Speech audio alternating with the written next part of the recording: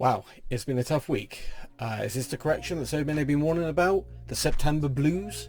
Does anyone really know what they're talking about? Or is this really the big correction that we've been driving up the market and waiting for?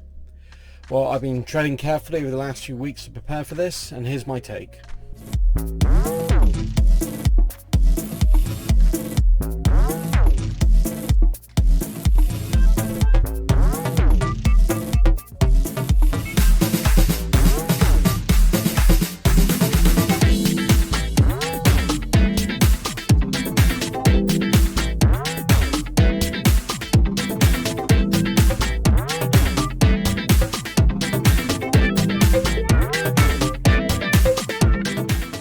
It seems too often that Somewhere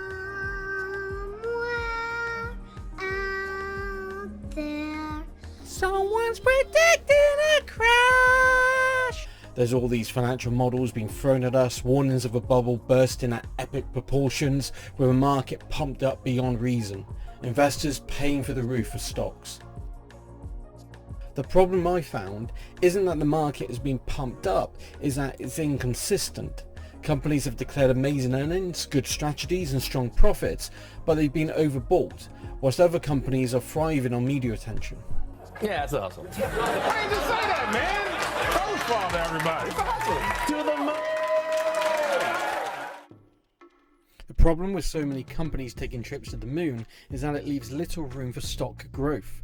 If stocks don't offer further growth, then there's less value in holding them and they are more likely to fall back down. Now, I'm not tied to any specific investment model. You could have your value investors, for instance, and I used to be a member of their Facebook group until I asked them what they thought of options trading. They couldn't kick me out fast enough. Value investors follow that orange book like it's biblical. Thou shalt not speaketh against thy word of Ben Graham. Thou shalt seeketh the PE ratio under 8.5 for good value. Buffett. I didn't stick to any particular investment model. If it was as simple as just following Ben Graham's algorithm, then I'm sure I'll follow it and I'll be rich. But it just doesn't work that way. So I just do my research. I consider value in any form that it comes in, and I try to find it before it gets too much media attention. It sucks to buy into a stock, to see it make a massive gain, then wonder why I didn't put enough in the first place. When I invest in a good company to see it continue to trend undervalued, it's fantastic, as it gives me more opportunities to buy in at that level before it does come up. It's not so great buying here when you could have bought here. What seems to have happened over the pandemic is that retail investors, through their various easy access trading apps, have been stuck at home, fully able to learn about investing and just a few thumb clicks away from buying into companies who have crashed to rock bottom prices. Beginning in 2020, you could have bought almost any piece of crap and seen massive gains at some point down the road. It's great that millennials have taken an interest in investing, but it's certainly a better alternative than relying on banks to provide anything close to similar returns. What frustrates me is the number of YouTube channels around investing that have cropped up. I've taken a look at many of them and I've noticed that the majority of them, particularly the ones with daily updates, seem to rely heavily on regurgitating content from articles found on various investing websites. It's so easy to read through these and pull up data from Yahoo Finance to produce financials and charts that seem to back up their reasoning. Those articles don't end up online without the analyst doing the work to begin with, so it's always going to be backed up by data somewhere. And it's not hard to make these companies look good when you want to. It's called confirmation bias. Look at this chart, for instance, that I did when I was looking at mining companies. Now, if you want to see the full details, there's a link below. But look how well BHP are doing year on year. Surely this is a good investment opportunity. But wait, if I then add data from competitors in the same industry, suddenly they don't look as good. Suddenly now, the other company looks to be making a better investment. There's an analytical tool known as a PESTLE analysis. This is where you review a company based on several elements: the political, economic, social, technological, environmental, and legal. Now, the bottom line is, you don't just review a company based on financials. You need to consider non-financial elements and how they affect a company's growth. Now, BHP may be moving up year on year, but they're also moving away from coal, oil and gas. in order to move away from carbon fuels in general and meet the increasing pressure from world governments and Western societies over environmental concerns. Technological, social and legal movements towards electric vehicles has increased demand for materials that Anglo-American specialises in, making them more relevant. I'm not going to go into the full details, as I've mentioned I've already covered this in a previous video and the link is below. My point is that charts don't tell the full story, and by researching a company properly you educate yourself on the industry. You understand more about the investment, and this makes it a lot easier to hold or buy more when the stock dips. Buying without research because a YouTube influencer or an article says so is effectively copying someone else's test answers. It's going by one of those crappy self-help books written by somebody with no credible education in the field. It's being a sheep. If you want to feel secure in your investment, if you want to be able to take the punches that the market dishes out, then you need to do the work. Over the last year, the market has been treated as a joke. YOLO investors making ridiculous calls, making a fortune, then losing it all on the next stupid call. Bragging about their losses as loss porn. Wall Street bets attacking short sellers, driving up prices before they come crashing down.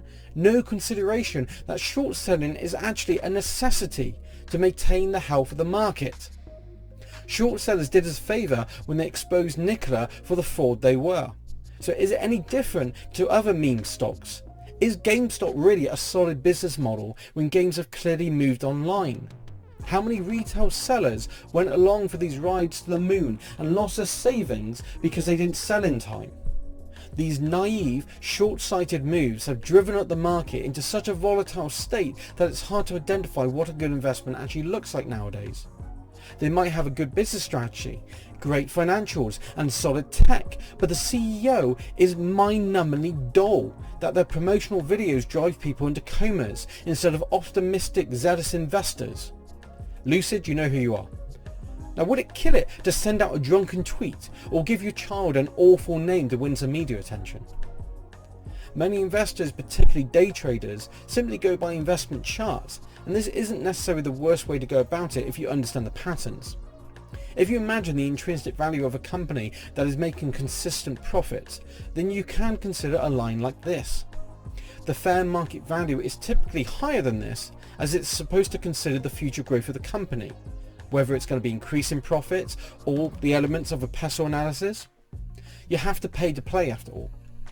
Now, all companies will have their jumps and their dips, and it's up to investors to know where their value lines are in order to take advantage when the opportunity arises. Value investors are no doubt aware of the term sell when they are greedy, buy when they are fearful. Let's say here is the greedy zone and down here is the fear zone. Now, if you own and know a stock's value, then you know it's when it's gone over the fair market value, but you don't sell. When the market rewards this type of greed, you end up either missing out on a massive profits or riding a high to a point where you know you should sell. You know the angle on the graph doesn't represent natural growth of the company, but you don't because of FOMO, fear of missing out on that rocket to the moon. And why not enjoy the ride? Take a screenshot from the window and post it on Reddit.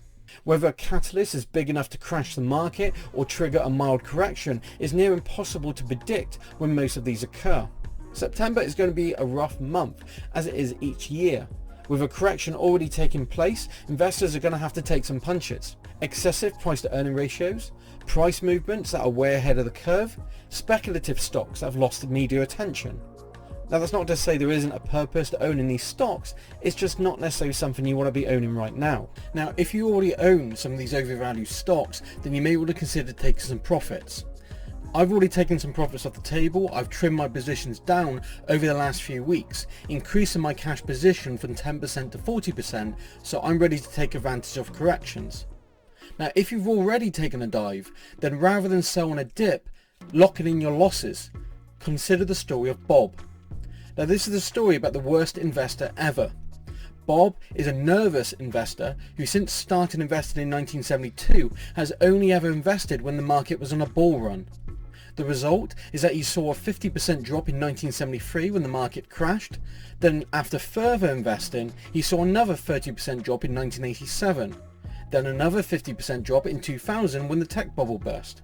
Then, as you might expect, after further investing, he saw a 50% crash in 2008 when the mortgage market blew up. In total, he had invested $184,000, but despite his poor market timing, his continued saving and unwillingness to sell meant that when he retired in 2013, the market had corrected and he walked away with $1.1 million. The take from this is that Bob had the worst market timing ever, but he persisted, saving and investing, suffering through the psychological toll that comes from seeing your investments constantly and so massively in the red. But his patience and his perseverance paid off. Now when corrections occur, remember that it is a normal part of the market cycle and it's needed to cut back on the most hyped up stocks. I know it's not easy to see your investments in the red, especially with how much modern media can bring attention to even the most minor corrections. September could be a normal month for investing if it weren't for the media turning it into a self-fulfilling prophecy. You just have to remember that it's not time in the market, but it's time in the market. So buying a good company at the worst possible time will eventually correct if you give it enough time on the market. If you've done your research and you've invested based on good fundamentals and belief in the company, then you need to stand your ground. If you can, rather than locking in your losses by selling on a dip, take advantage by buying more when others are fearful. So that's my take on the situation, and I really hope this is going to bring some perspective to people who are maybe worried about their stocks at the moment. But do you agree with my assessment? Well, please comment below, let me know, and if you like what you see and want to see more, just consider subscribing. Until next time.